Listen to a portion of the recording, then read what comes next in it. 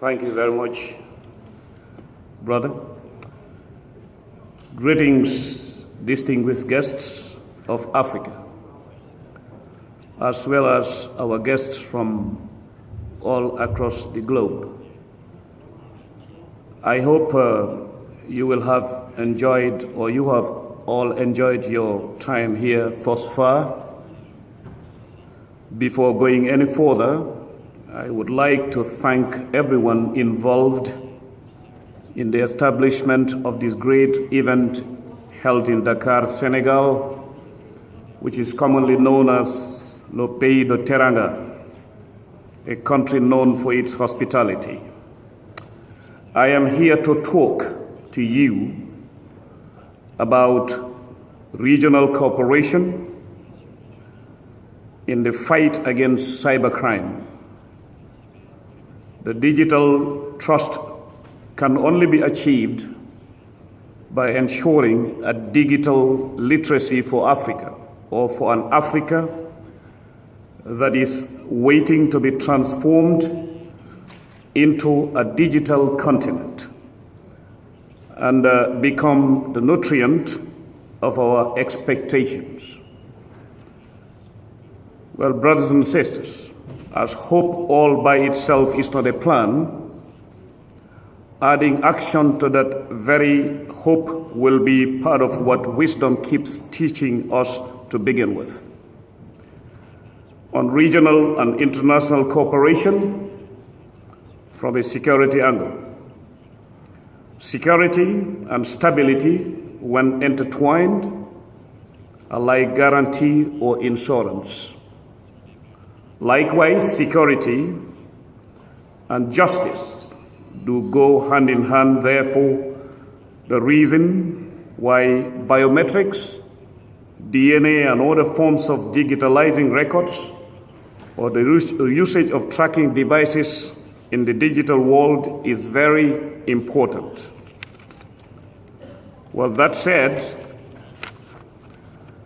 especially on matters related to the curbing of illicit flow of small arms or heavy arms, drugs, terrorism, banditry, cross-border crimes, human trafficking, sex slaves, and modern-day slavery, not excluding economic intelligence. The latter cannot be guaranteed in any part of the world if those performing those roles are not tech-savvy or digitally literate. Now, let us begin with the question, or with this question, with reference to the topic at hand. How does Cornell University in the United States of America define digital literacy? Let me quote. Cornell University defines digital literacy as the ability to find, evaluate, utilize, share, and create content using information technologies and the internet. By this definition, digital skills are any skills related to being digitally literate. Being literate certainly means being free from ignorance. Awareness and understanding one's environment is the very beginning of establishing trust with other potential partners from other parts of the world or vice versa. We in Africa also need to be digitally literate for us to be able to put in place statistics or data. Only the latter can help us know what we're worth and how we can sell our potentials as partners in development. Once digital trust becomes the conveyor belt of Africa's potentials to the outside world, the concept of that poor and wretched continent where the poor and the paupers are loitering around waiting for handouts will be erased from many minds right round the globe. Remember, communication means development. Further down, the line we can then call for dignity in partnership. In simple language, partnership means going side by side with another party who expects something from you and you expect something from him or her based on mutual respect and benefits. Therefore, from within this conference hall itself, we can engage the world as sons and daughters of Africa who are determined to transform it into a digital continent. Reviewing our fact sheets will definitely convince each one of us that our combined efforts will be a vital necessity in the development of this continent. That said, let us keep in mind that, well, to say much about that wouldn't be necessary, but to sum it up, for Africa to occupy its rightful position in the world market, the geopolitical arena, or fully participate where geostrategies are part of the process, Africa must prioritize education, which therefore leads us back to digital literacy. Here again, Sense asks this question: who is a digital student? I quote words from scholars again.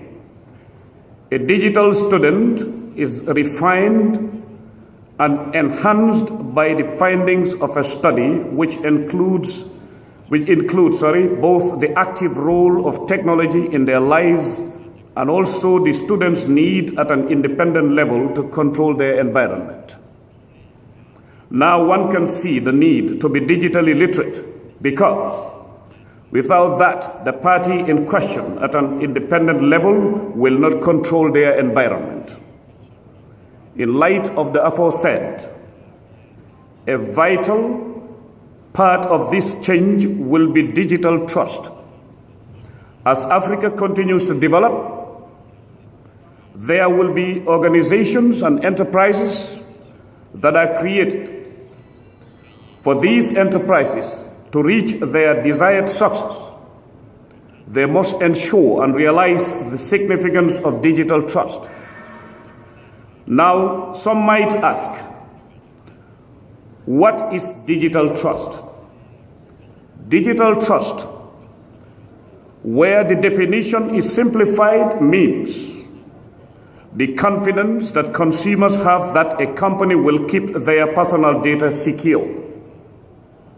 When expanded, it may as well mean trusting the source or giving data or information drawn from society's shared point. In this day and age, technology is essential for the advancement of most businesses. People must have the utmost confidence and believe that their personal information will be protected. And these people include governments, of course. They must be protected when dealing with a business or another partner, which is why I believe that once the idea of digital trust becomes more of a focal point for ventures across Africa, the progress of the continent will be much more prompt. At this juncture, let us revisit the old adage: necessity is the mother of invention, which will lead one sixth sense back to what scholars of today's world call digital literacy. There was a time when being unlettered was based on not being able to read and write. However, this moving world is about to defy us within a given context. On that note, let us see what digital literacy means in today's world. I quote, "Digital literacy is the set of competencies required for full participation in a knowledge society. It includes knowledge, skills, and behaviors involving the effective use of digital devices, such as smartphones, tablets, laptops, and desktops, PCs, for purposes of communication, expression, collaboration, and advocacy." That ends the quote. Certainly, The latter is a reliable platform or a springboard for development or for developing one's ideas on our theme today. It is no secret that Africa is a continent full of resources. That in fact may be an understatement to say so. If the concept of digital trust is ensured, this in itself will be a major step towards building Africa as a potential partner for many places. The management of resources will help Africa prosper not only as a continent but as a franchise of the people. With the correct management of resources, Africa's distribution of resources across the continent will make it an active member in the world market. We can imagine how successful Africa as a whole can be when the concept of digital trust becomes a centerpiece for development. Once the idea of digital trust turns into a reality, our imagination of Africa's success will surely follow suit. That said, one can equally argue it out by saying that the connect between the developed world and the developing countries like our host Senegal is more digital than the traditional lines of diplomacy.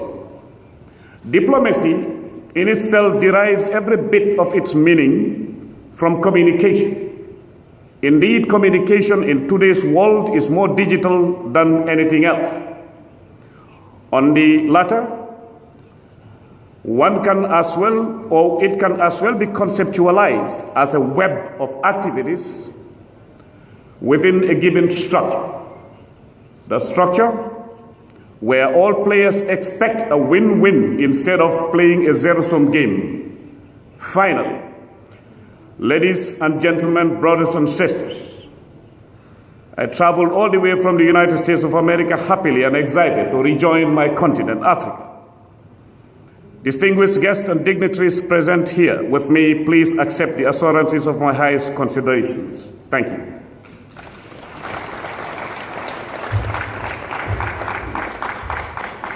Thank you.